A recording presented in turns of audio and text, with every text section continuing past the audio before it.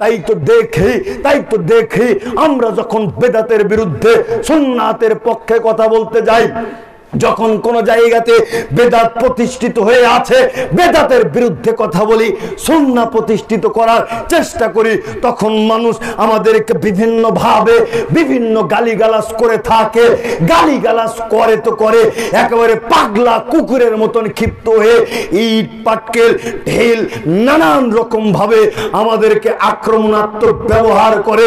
প্রকৃতপক্ষে যারা বেদাতি এরা পাগলা কুকুরের মতোই ক্ষিপ্ত।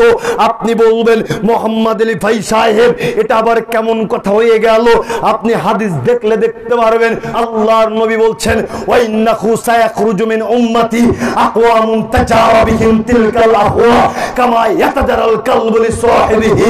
আমার উম্মতদের মধ্য থেকে একদল উম্মতের আবির্ভাব ঘটবে, আমার উম্মতদের মধ্য থেকে একদল উম্মতের আবির্ভাব ঘটবে যাদের পুরা শরীরে বেদাতের কুপ্রবৃত্তি এমন ভাবে বিস্তার লাভ করবে, এমন ভাবে বিস্তার লাভ করবে, জলাতঙ্ক রোগ রোগীকে আক্রমণ করলে যেমন পুরা শরীরে বিস্তার লাভ করে, ঠিক তেমন বেদাতের কুপ্রবৃত্তি তেমন ভাবে বিস্তার লাভ করে নিবে। আপনি চিন্তা করুন, জলাতঙ্ক রোগ যখন কাউকে আক্রমণ করে, জলাতঙ্ক রোগ যখন কাউকে আক্রমণ করে তখন ওই ব্যক্তির বাঁচার পরিস্থিতি থাকে না। ঠিক তেমনি বেদাত যখন কাউকে আক্রমণ করে, যতক্ষণ পর্যন্ত ব্যক্তি বেদাতকে পরিত্যাগ না করবে ততক্ষণ পর্যন্ত বাঁচার কোনো পরিস্থিতি নেই। সুতরাং বিভিন্ন পথ বিভিন্ন মতকে পরিহার করে আল্লাহর নবী যেই পদ্ধতি দিয়েছে এই পদ্ধতির উপরে টিকে থাকার চেষ্টা করুন। এখন বলবেন মোহাম্মদ আলী ভাই সাহেব কোন দিকে যাব? সেই দিকেই তো বেশি মানুষদেরকে আমরা দেখে থাকি, তাদের দলিত ভারী, বেদাতের দলিত ভারী। সংখ্যা বিবেচনা করে কোশ্চিন কালেও হক পাওয়া সম্ভব নয়, হক মানা সম্ভব নয়।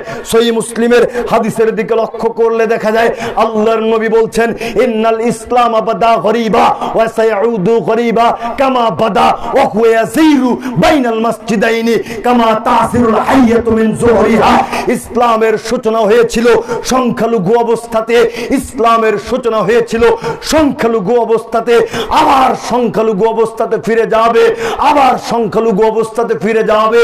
সাপ যেমন একেবারে সংকুচিত হয়ে গর্তের মধ্যে প্রবেশ করে, সাপ যেমন একেবারে আটোসাটো হয়ে গর্তের মধ্যে প্রবেশ করে, ঠিক তেমন ইসলামটাও মক্কা মদিনার মধ্যে সীমাবদ্ধ হয়ে যাবে। মানুষ আর ইসলাম মান্য করতে চাইবে না, যেইটা ইসলাম হিসেবে মান্য করবে ওইটা আল্লাহর নবীর ইসলাম নয়। এই যে সংখ্যালঘু কম সংখ্যক মানুষ হয়েছেন তাতে কি হয়েছে?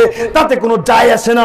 সংখ্যালঘু মানুষই নাজাতপ্রাপ্ত দল, সংখ্যালঘু মানুষই হকের পথে টিকে থাকা দল।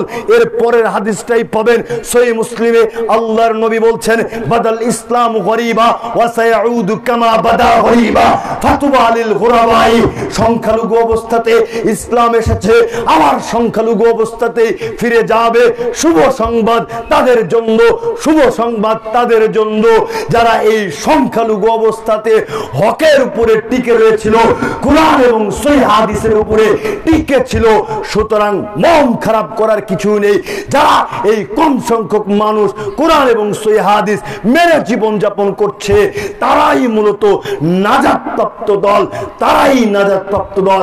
জোরে সোরে বলুন সুবহানাল্লাহ। সুতরাং যে পরিস্থিতিতে থাকি আমাদের সংখ্যা বিবেচনা না করে কোরআন এবং সহিহ হাদিসের দিকে লক্ষ্য করে কোরআন এবং সহিহ হাদিসের আনুগত্য করতে হবে। যখনই কোরআন এবং সহিহ হাদিস পাবো তখনই মাথা নত করব। পূর্বে এতদিন কি করেছি তাতে যায় আসে না।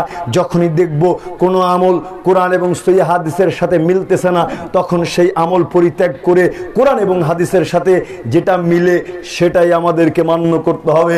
আল্লাহ সুবহানাহু ওয়া তাআলা আমাদের সবাইকে কবুল করুন, আমিন।